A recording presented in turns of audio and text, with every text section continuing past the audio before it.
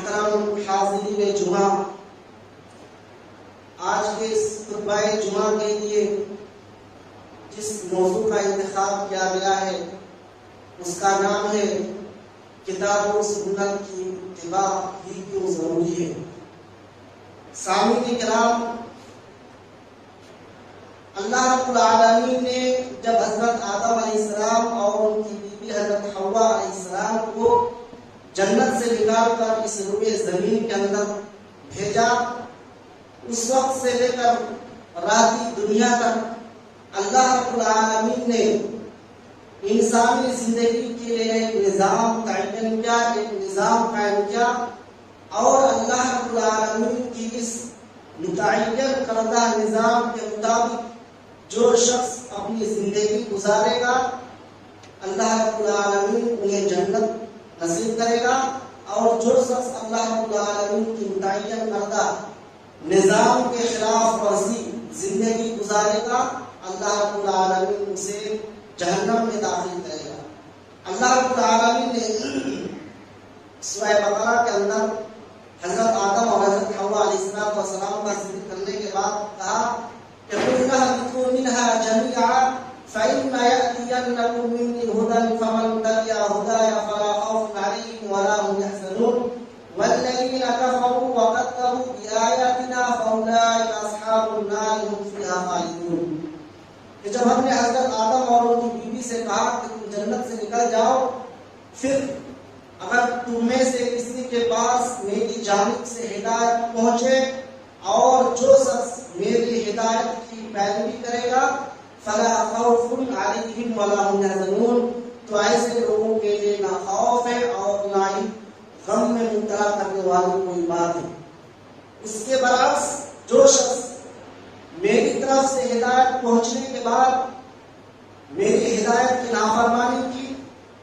ان کا انکار کیا، تو ایسے لوگوں کے لیے جہنم ہے اور اس میں ہمیشہ ہمیشہ رہیں گے۔ وَالَّذِينَ كَفَرُوا وَكَذَّبُوا بِآيَاتِنَا أُولَٰئِكَ أَصْحَابُ النَّارِ هُمْ فِيهَا خَالِدُونَ، اور جن لوگوں نے میری آیت کا انکار کیا اور انہیں جھٹلایا، أُولَٰئِكَ أَصْحَابُ النَّارِ هُمْ فِيهَا خَالِدُونَ، یہی لوگ جہنمی ہیں اور اس میں ہمیشہ ہمیشہ رہیں گے۔ اس کے علاوہ اللہ رب العالمین نے دوسری جگہ ارشاد فرمایا کہ فَإِمَّا يَأْتِيَنَّكُم مِّنِّي هُدًى فَمَن تَبِعَ هُدَايَ فَلَا يَضِلُّ وَلَا يَشْقَىٰ، کہ تم میں سے جس کے پاس میری ہدایت پہنچے اور میری ہدایت کی پیروی کرے تو فَلَا يَضِلُّ وَلَا يَشْقَىٰ، تو وہ شخص نہ گمراہ ہوگا اور نہ ہی کسی مشقت میں ڈالا جائے گا۔ وَمَنْ أَعْرَضَ عَن ذِكْرِي فَإِنَّ لَهُ مَعِيشَةً ضَنكًا وَنَحْشُرُهُ يَوْمَ الْقِيَامَةِ أَعْمَىٰ، اور جو شخص میری ذکر سے اعراض کرے گا فَإِنَّ لَهُ مَعِيشَةً ضَنكًا، تو ہم انہیں دنیا کی زندگی میں مشقت میں ڈالیں گے۔ وَنَحْشُرُهُ يَوْمَ الْقِيَامَةِ أَعْمَىٰ، اور قیامت کے دن ہم اسے اندھا بنا کر کے اٹھائیں گے۔ قَالَ رَبِّ لِمَ حَشَرْتَنِي أَعْمَىٰ، اور وہ شخص کہے گا کہ اللہ میرے ساتھ ایسا معاملہ کیوں کیا گیا، لِمَ حَشَرْتَنِي أَعْمَىٰ، مجھے نابینا بنا کر کے کیوں اٹھایا گیا، وَقَدْ كُنتُ بَصِيرًا، حالانکہ میں تو بنا تھا۔ اللہ رب العالمین کہے گا كَذَلِكَ أَتَتْكَ آيَاتُنَا فَنَسِيتَهَا وَكَذَلِكَ الْيَوْمَ تُنسَىٰ، کہ اسی طرح تمہارے پاس ہماری آیت آئی تھی لیکن تم نے ہماری آیتوں کو بھلا دیا اور ہماری آیتوں سے روگردانی اختیار کی اور اپنی منمانی زندگی گزاری، ہماری آیتوں کی پرواہ نہیں کی، تو كَذَلِكَ الْيَوْمَ تُنسَىٰ، تو اسی طریقے سے آج تمہیں بھی بھلا دیا جائے گا، تمہارا پرواہ نہیں کیا جائے گا۔ محترم سامعین، ان دونوں آیتوں کے اندر اللہ رب العالمین نے اس بات کا ذکر کیا ہے کہ اگر میری طرف سے کسی کے پاس میری طرف سے ہدایت پہنچے اور اس ہدایت کی وہ اتباع کرے، اس کی پیروی کرے، تو وہ شخص کامیاب ہو جائے گا اور ایسے لوگوں پر اللہ رب العالمین جنت نصیب کرے گا۔ لیکن اس کے برعکس اگر میری ہدایت کی اتباع نہ کرے تو ہم نے دنیاوی زندگی میں طرح طرح کی مصیبتوں میں مبتلا کریں گے اور ان پر طرح طرح کے مسائل و مشکلات سے ہمیں دوچار کریں گے اور کل قیامت کی دن ہم انہیں اندھا بنا کر کے اٹھائیں گے۔ سامعین کرام، اللہ رب العالمین نے ان دونوں آیتوں کے اندر ہدایت کا لفظ ذکر کیا ہے۔ اور کہا کہ جو شخص میری ہدایت کی اتباع کرے گا تو ایسے لوگوں کے لیے کوئی خوف نہیں، کوئی غمزدہ کی بات نہیں۔ تو آئیے اس ہدایت سے مراد کیا ہے، اس ہدایت سے کیا چیز مراد ہے، اور اللہ رب العالمین نے اس ہدایت کی اتباع کرنے سے کون سی چیز مراد کی ہے، اس کے سلسلے میں ہم قرآن سے اس سوال کا جواب تلاش کرتے ہیں تو ہمیں معلوم ہوگا کہ اس ہدایت سے مراد قرآن مجید ہی ہے۔ اللہ رب العالمین نے قرآن مقدس کے اندر فرمایا کہ اللہ نزل احسن الحدیث کتابا متشابہا مثانیہ تقشعر منه جلود الذین یخشون ربهم ثم تلین جلودهم وقلوبهم الى ذکر اللہ ذلك هدى الله يهدي به من يشاء ومن يضلل الله فما له من هاد۔ کہ اللہ رب العالمین ہی ہے جس نے اس بہترین بات کو نازل کیا، اور یہ ایسی کتاب ہے جس کے موضوع ایک دوسرے سے متشابہ ہیں، مثانیہ، اور اسے بار بار پڑھی جاتی ہے، اور اس قرآن کے ذریعے ان لوگوں کے دلوں میں ڈر اور خوف پیدا ہوتا ہے، اور ان کے دل لرز اٹھتے ہیں جو اللہ رب العالمین سے خوف کھاتے ہیں۔ ثم تلین جلودهم وقلوبهم الى ذکر اللہ، پھر ان کے دل اور ان کے قلوب نرم پڑتے ہیں اور اللہ رب العالمین ذکر کی طرف راغب ہوتے ہیں۔ ذالک ھدی اللہ، یہی اللہ رب العالمین کی ہدایت ہے۔ یہدی بہ من یشاء، اللہ رب العالمین جسے چاہتا ہے ہدایت دیتا ہے۔ ومن یضلل اللہ فما لہ من ہاد، اور جس شخص کو اللہ رب العالمین گمراہ کرتے اسے کوئی ہدایت نہیں دے سکتا۔ تو اللہ رب العالمین نے یہاں پر ذالک ھدی اللہ کہا، یہی ہدایت ہے، یعنی اللہ رب العالمین کی ہدایت ہے، یعنی قرآن مقدس کے بارے میں اللہ رب العالمین نے فرمایا کہ یہ اللہ رب العالمین کی طرف سے ہدایت ہے۔ اسی طرح اللہ رب العالمین نے سورہ بقرہ کے شروع میں فرمایا کہ یہ قرآن جو ہے متقین کے لیے ہدایت ہے۔ اللہ رب العالمین نے فرمایا کہ الف لام میم ذالک الکتاب لا ریب فیہ ھدی للمتقین، کہ یہ وہ کتاب ہے جس میں کوئی شک و شبہ نہیں اور یہ متقین کے لیے ہدایت ہے۔ اسی طریقے سے اللہ رب العالمین نے سورہ بقرہ کے اندر قرآن کو تمام لوگوں کے لیے ہدایت قرار دیتے ہوئے فرمایا کہ شہر رمضان الذی انزل فیہ القرآن ھدی للناس وبینات من الھدی والفرقان، کہ رمضان کا مہینہ ہے جس میں قرآن کو نازل کیا گیا، ھدی للناس وبینات من الھدی والفرقان، اور یہ قرآن اس روئے زمین کے تمام لوگوں کے لیے ہدایت ہے، اور اس قرآن کے درمیان، اس قرآن کے اندر حق و باطل کے درمیان فرق کرنے والی چیزوں کو واضح طور پر بیان کر دیا گیا ہے۔ سامعین کرام، ان تمام نصوص سے پتہ چلا کہ اللہ رب العالمین نے جس ہدایت کی پیروی کرنے کا ہمیں حکم دیا ہے، اس ہدایت سے مراد قرآن عظیم ہے، قرآن مقدس ہے، جس کے بارے میں اللہ رب العالمین نے کہا کہ جو شخص میری اس ہدایت کی پیروی کرے گا وہ نہ گمراہ ہوگا اور نہ ہی اسے کسی مشقت میں ڈالا جائے گا۔ سامعین کرام، ہم اور آپ بخوبی جانتے ہیں کہ قرآن جو ہے یہ حدیث سے الگ نہیں ہے۔ قرآن کریم کو سمجھنے کے لیے ہمیں احادیث مبارکہ کا مطالعہ کرنا پڑے گا، یا یوں کہہ لیجیے کہ احادیث مبارکہ کے بغیر ہم قرآن مقدس کو نہیں سمجھ سکتے ہیں۔ اسی لیے اللہ رب العالمین نے محمد صلی اللہ علیہ وسلم سے مخاطب کرتے ہوئے فرمایا کہ وما آتاکم الرسول فخذوہ وما نہاکم عنہ فانتہوا، کہ جو رسول تمہیں دے دے اسے تم لے لو، اور جس چیز سے رسول تمہیں منع کرے اس سے تم رک جاؤ۔ یعنی اللہ کے رسول صلی اللہ علیہ وسلم جس چیز کا تمہیں حکم دے اس پر تم عمل پیرا ہو جاؤ، اور جن چیزوں سے اللہ کے رسول صلی اللہ علیہ وسلم تمہیں منع کرے اس سے تم باز آ جاؤ۔ اسی طریقے سے اللہ رب العالمین نے دوسری جگہ ارشاد فرمایا ہے کہ قل اطیعوا اللہ واطیعوا الرسول فإن تولوا فإنما علیہ ما حمل وعلیکم ما حملتم وإن تطیعوہ تہتدوا وما علی الرسول الا البلاغ المبین، کہ تم اللہ اور اس کے رسول کی اطاعت کرو، اور اگر تم اللہ اور اس کے رسول کی اطاعت سے روگردانی اختیار کرے گا تو فإنما علیہ ما حمل، تو رسول پر وہی ہے جس چیز کا انہیں بوجھ ڈالا گیا ہے، یعنی اس پر جو ذمہ داری دی گئی ہے پہنچا دینا اتنا ہی ہے۔ وعلیکم ما حملتم، اور تمہارے اوپر وہ چیز واجب ہے جو تم پر ڈالی گئی ہے، یعنی جو پیغام تم تک پہنچا گیا ہے تم پر واجب ہے کہ تم اس پر عمل پیرا ہو جاؤ۔ وَإِن تُطِيعُوهُ تَهْتَدُوا، اس کے بعد اللہ رب العالمین نے کہا کہ اگر تم رسولوں کی اتباع کرو گے تو تہتدوا، ہدایت یافتہ ہو جاؤ گے. وما علی الرسول الا البلاغ المبین، اور رسول کے ذمے صرف صاف پہنچا دینا ہے. سامعین، ان آیت سے معلوم ہوا کہ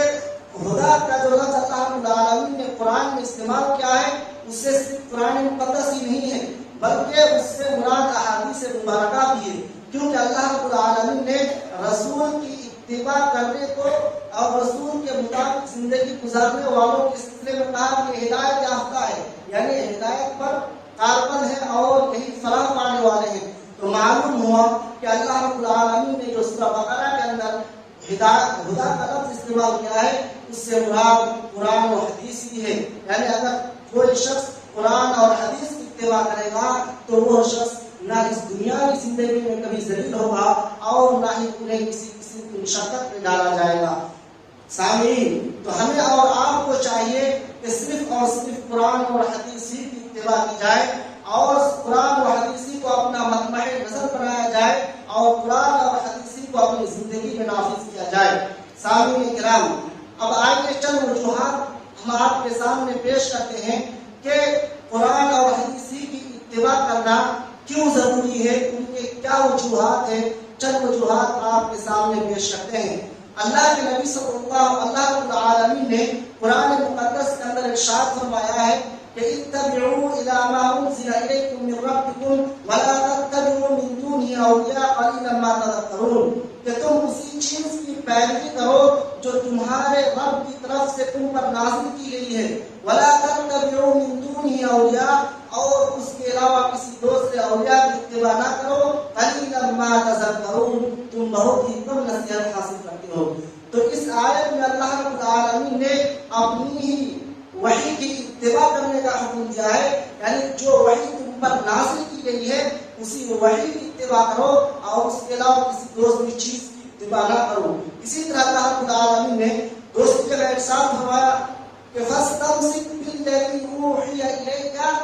وانک علی صراط مستقیم وانہ لذکر لک ولقومک وسوف تسألون، کہ جو وحی آپ پر نازل کی گئی ہے آپ اسے مضبوطی سے تھام لیجیے، آپ یقیناً راہ راست پر ہے اور بے شک یہ وحی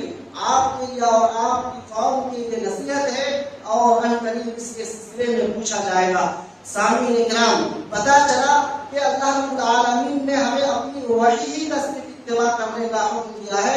اور وحی سے مراد صرف قرآن عظیم ہی نہیں بلکہ احادیث مبارکہ بھی ہے، کیونکہ اللہ رب العالمین نے محمد صلی اللہ علیہ وسلم کے بارے میں فرمایا کہ وما ينطق عن الهوى ان هو الا وحی یوحی، کہ آپ صلی اللہ علیہ وسلم اپنی خواہشات سے کچھ بھی نہیں بیان کرتے مگر وہ وحی ہوا کرتی جو آپ پر نازل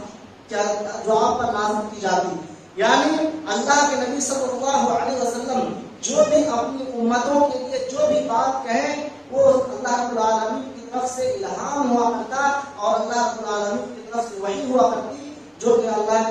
نبی صلی اللہ علیہ وسلم سامنے اپنی امتوں کے سامنے پیش کرتے. تو پہلی وجہ یہ ہے کتاب و سنت کی اتباع کرنے کی کہ اللہ رب العالمین نے ہمیں اپنی ہی وحی کی اتباع کرنے کا حکم دیا ہے. دوسری وجہ جس کی وجہ سے صرف کتاب و سنت ہی کی اتباع کرنا ضروری ہے وہ یہ ہے کہ دنیا کے اندر کوئی ایسی چیز نہیں ہے یا کوئی ایسا کلام نہیں ہے جس میں غلطی نہ ہو سوائے کتاب اور اللہ کے نبی صلی اللہ علیہ وسلم کے احادیث کے. یعنی قرآن مجید اور احادیث مبارکہ کے علاوہ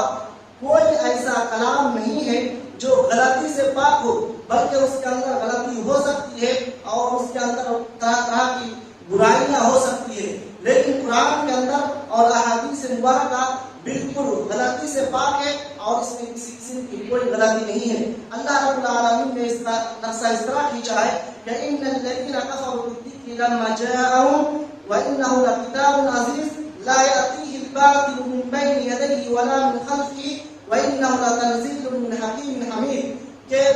بے شک یہ وہ لوگ ہیں کہ جب ان کے پاس ذکر آیا تو انہوں نے ان کا انکار کیا، حالانکہ یہ کتاب بہت زبردست کتاب ہے. لا یأتیہ الباطل من بین یدیہ ولا من خلفہ، کہ یہ وہ کتاب ہے جس کے آگے سے نہ پیچھے سے باطل نہ پا سکتے ہیں. وَإِنَّهُ لَتَنزِيلٌ مِّنْ حَكِيمٍ حَمِيدٍ، اور بے شک یہ کتاب حکمت والے اور قابل ستائش رب کی طرف سے نازل کی گئی ہے۔ یعنی اس قرآن کے بارے میں اللہ رب العالمین نے کہا کہ اس میں باطل غلط چیزیں راہ نہیں پا سکتی ہے، نہ آگے سے نہ پیچھے سے۔ اسی طریقے سے احادیث مبارکہ کے سلسلے میں حضرت عبداللہ بن عمرو بن العاص رضی اللہ تعالیٰ عنہ بیان کرتے ہیں کہ اللہ کے نبی صلی اللہ علیہ وسلم جو باتیں لوگوں کے سامنے بیان کرتے، میں اسے یاد کرنے کی نیت سے میں لکھ لیا کرتا تھا، تو قریش نے مجھے لکھنے سے منع کر دیا اور کہا کہ اللہ کے نبی صلی اللہ علیہ وسلم ایک انسان ہے، آپ کبھی خوشی کی حالت میں بات کرتے ہیں اور کبھی غصے کی حالت میں بات کرتے ہیں۔ چنانچہ میں نے لکھنا بند کر دیا۔ پھر اللہ کے نبی صلی اللہ علیہ وسلم کے سامنے میں نے اس چیز کا تذکرہ کیا تو اللہ کے نبی صلی اللہ علیہ وسلم اپنی زبان کی طرف اشارہ کرتے ہوئے کہا کہ اکتب فوالذی نفسی بیدہ ما یخرج منہ الا حق، کہ آپ لکھیے قسم ہے اس ذات کی جس کے ہاتھ میں میری جان ہے، میری زبان سے حق کے علاوہ کوئی بات نہیں نکلتی ہے۔ معلوم یہ چلا کہ قرآن اور احادیث مبارکہ ایسی چیز ہے جس کے اندر کسی قسم کی غلط باتیں نہیں ہے، جس کی وجہ سے ہمیں صرف اور صرف کتاب اللہ اور سنت رسول کی اتباع کرنی ہے۔ تیسری وجہ جس کی وجہ سے اللہ کتاب اللہ اور سنت رسول ہمارے لیے قابل اتباع اور واجب اتباع ہے، وہ یہ ہے کہ اللہ رب العالمین نے اپنی قرآن مقدس کے اندر بہت سارے مقامات پر اپنے اور اپنے رسول کی اتباع کرنے کا حکم دیا ہے۔ اللہ رب العالمین نے فرمایا ہے کہ اطیعوا اللہ واطیعوا الرسول واحذروا فإن توليتم فاعلموا انما على رسولنا البلاغ المبین، کہ اللہ اور اس کے رسول کی اطاعت کرو اور اس کی نافرمانی سے ڈرو۔ فإن توليتم، اگر تم ان سے روگردانی اختیار کرو گے، ان سے اعراض کرو گے تو فاعلموا، جان لو، فإنما على رسولنا البلاغ المبین، کہ ہمارے رسول کے ذمہ سے صاف صاف پہنچا دینا ہے۔ اسی طرح اللہ رب العالمین نے دوسری جگہ ارشاد فرمایا یا ایھا الذین آمنوا استجیبوا للہ وللرسول اذا دعاکم لما یحییکم، کہ ایمان والو تم اللہ اور اس کے رسول کا حکم مانو جب کہ رسول تمہیں ایسی چیز کی طرف تمہیں دعوت دے رہا ہو جو تمہارے لیے زندگی بخش ہو۔ اسی طرح اللہ رب العالمین نے ایک دوسری جگہ ارشاد فرمایا یا ایھا الذین آمنوا اطیعوا اللہ واطیعوا الرسول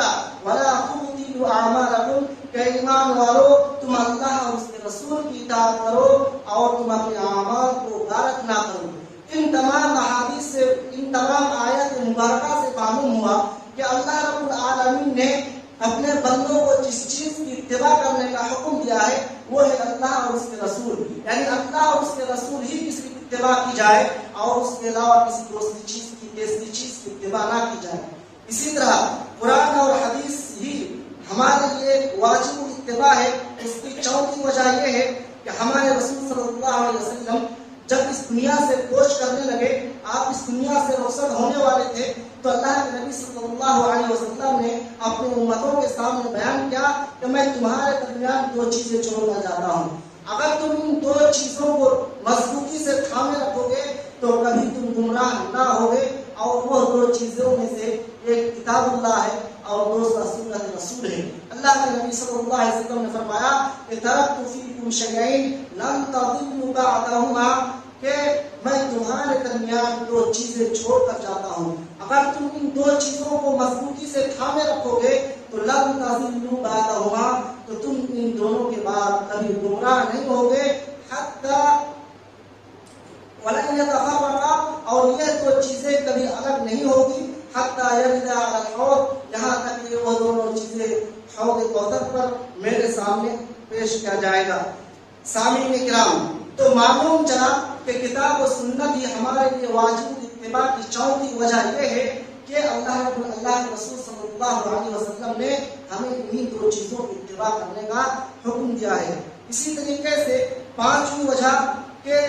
اللہ کے نبی صلی اللہ علیہ وسلم اپنے خطبات میں، یعنی اللہ کے نبی صلی اللہ علیہ وسلم زندگی میں جو بھی خطبات کیے اس میں صرف اور صرف کتاب اللہ اور سنت رسول ہی کی بات کرتے تھے، اور اللہ کے نبی صلی اللہ علیہ وسلم اور کسی تیسری چیز کا ذکر نہیں کرتے تھے، جیسا کہ حضرت جابر رضی اللہ تعالیٰ عنہ روایت کرتے ہیں کہ اللہ کے نبی صلی اللہ علیہ وسلم حمد و ثنا کے بعد فرماتے ہیں کہ فإن خیر الحدیث کتاب اللہ، کہ بے شک سب سے بہترین بات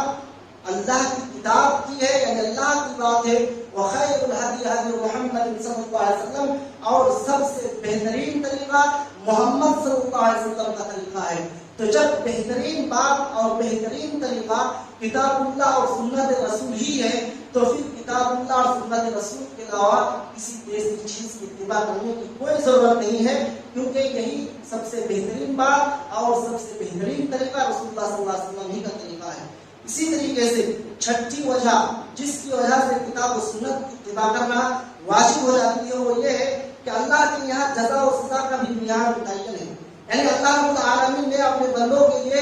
جزا اور سزا کا معیار متعین کر رکھا ہے، اور جزا و سزا کا جو معیار متعین کیا ہے وہ کتاب و سنت ہی ہے، یعنی جو شخص کتاب و سنت کے مطابق زندگی گزارے گا تو اللہ رب العالمین اسے جنت میں داخل کرے گا، اور جو شخص کتاب و سنت کے خلاف ورزی کرے گا، کتاب و سنت کے مطابق اپنی زندگی نہیں گزارے گا، تو اللہ رب العالمین ایسے لوگوں کو جہنم میں داخل کرے گا، جیسا کہ اللہ رب العالمین نے قرآن مقدس کے اندر فرمایا کہ دل کا حدود اللہ، کہ یہ اللہ رب العالمین کے حدود ہے، اللہ رب العالمین کے متعین کردہ، اللہ رب العالمین کے احکام اور شریعت کے متعین کردہ یہ حدود ہے۔ وَمَن يُطِعِ اللَّهَ وَرَسُولَهُ، جو شخص اللہ اور اس کے رسول کی اطاعت کرے، يُدْخِلُهُ جَنَّاتٍ تَجْرِي مِن تَحْتِهَا الْأَنْهَارُ، تو اسے ایسی جنت میں داخل کیا جائے گا جس کے نیچے سے نہریں جاری ہیں، خالدین فیہا ابدا، اور اس میں ہمیشہ ہمیشہ رہیں گے، وذالک الفوز العظیم، اور یہی بہت بڑی کامیابی ہے۔ ومن یعص اللہ ورسولہ ویتعد حدودہ یدخلہ نارا خالدا، اور جو شخص اللہ اور اس کے رسول کی نافرمانی کرے گا اور اللہ رب العالمین کے متعین کردہ حدود سے تجاوز کرے گا تو یدخلہ نارا خالدا، تو اللہ رب العالمین اسے جہنم میں داخل کرے گا جس میں ہمیشہ ہمیشہ رہیں گے، اور ان کے لیے بہت ہی رسوا کن عذاب ہے۔ تو معلوم پتہ چلا کہ جو شخص اللہ اور اس کے رسول کی اتباع کرے گا تو ایسے لوگوں کو اللہ رب العالمین جنت میں داخل کرے گا، اور جو اس کی خلاف ورزی کرے گا تو اسے اللہ رب العالمین جہنم میں داخل کرے گا۔ اس کے علاوہ قرآن و حدیث ہمارے لیے واجب الاتباع کی ساتویں وجہ یہ ہے کہ اللہ رب العالمین نے قرآن مقدس کے اندر صراط مستقیم کا اتباع کرنے کا ہمیں حکم دیا ہے کہ صراط مستقیم کی اتباع کی جائے۔ صراط مستقیم کی اتباع قرآن اور حدیث ہی سے ہو سکتا ہے، قرآن اور حدیث کے علاوہ کسی تیسری چیز سے صراط مستقیم کی اتباع یا صراط مستقیم پر چلنا ممکن نہیں ہو سکتا۔ اللہ رب العالمین نے قرآن مقدس کے اندر فرمایا کہ وَأَنَّ هَذَا الصِّرَاطَ مُسْتَقِيمًا فَاتَّبِعُوهُ وَلَا تَتَّبِعُوا السُّبُلَ فَتَفَرَّقَ بِكُمْ عَنْ سَبِيلِهِ ذَلِكُمْ وَصَّاكُمْ بِهِ لَعَلَّكُمْ تَتَّقُونَ، کہ یہی میرا، بے شک یہی میرا سیدھا راستہ ہے، فَاتَّبِعُوهُ، تو تم اسی راستے کی اتباع کرو، وَلَا تَتَّبِعُوا السُّبُلَ، اور اس کے علاوہ کسی دوست کی راہوں کی راستوں کی اتباع نہ کرو، فَتَفَرَّقَ بِكُمْ عَنْ سَبِيلِهِ، اگر تم دوست راستوں کی اتباع کرو گے تو تمہیں صراط مستقیم سے دور کر دے گا، صراط مستقیم سے الگ کر دے گا۔ ذَلِكُمْ وَصَّاكُمْ بِهِ لَعَلَّكُمْ تَتَّقُونَ، یہی وہ چیز ہے جس سے اللہ رب العالمین تمہیں وصیت کرتا ہے تاکہ تم پرہیزگار اور متقی بن جاؤ۔ سامعین اکرام، جب یہ آیت کریمہ نازل ہوئی تو اللہ کے نبی صلی اللہ علیہ وسلم صحابہ کرام کے سامنے ایک لکیر کھینچی اور اس کے بعد چند اور لکیریں کھینچی، اس کے بعد اللہ کے نبی صلی اللہ علیہ وسلم نے فرمایا ھذا صراط اللہ مستقیما، یہ جو سیدھی لکیر ہے یہ اللہ رب العالمین کا سیدھا راستہ ہے، وہذہ السبل، اور یہ جو دائیں پیچھے دائیں بائیں آگے پیچھے اور جو لکیریں ہیں یہ وہذہ السبل، اور یہ جو آگے پیچھے دائیں بائیں جو لکیریں ہیں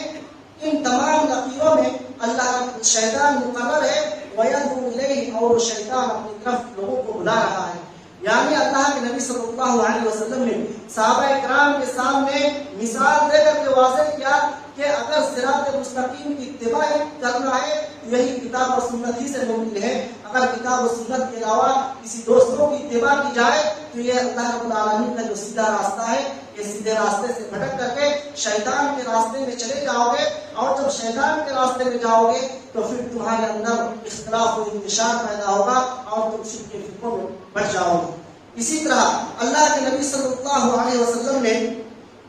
جس گروہ کو کامیاب گروہ یا جس جماعت کو کامیاب ہونے والی جماعت قرار دیا ہے وہ ہے صحابہ کرام اور رضوان اللہ علیہم اجمعین اور آپ صلی اللہ علیہ وسلم کا طریقہ۔ اللہ کے نبی صلی اللہ علیہ وسلم نے ایک حدیث کے اندر فرمایا ہے کہ یہود 71 فرقوں میں تقسیم ہوئے اور نصارہ 72 فرقوں میں تقسیم ہوئے اور میری امت 73 فرقوں میں تقسیم ہوگی، اور ان 73 فرقوں میں سے ایک ہی فرقہ جنت میں جائے گی اور باقی سب کے سب جہنم میں۔ تو اللہ کے نبی صلی اللہ علیہ وسلم سے صحابہ کرام نے عرض کیا اللہ کے رسول وہ کون سا فرقہ ہوگا، وہ کون سا گروہ ہوگا جو جنت میں جائے گا؟ تو اللہ کے نبی صلی اللہ علیہ وسلم نے فرمایا ما انا علیہ واصحابی، کہ جس پر میں ہوں اور میرے صحابہ، یعنی جو میرے طریقے اور میرے صحابہ کے طریقے پر ہے وہی لوگ جنت میں جائے گا۔ اس کے علاوہ جو میرے طریقے اور صحابہ کے طریقے کے علاوہ دوسرے طریقے کو اپنایا وہ جنت میں نہیں جائے گا۔ سامعین کرام، اگر آپ سیرت طیبہ اور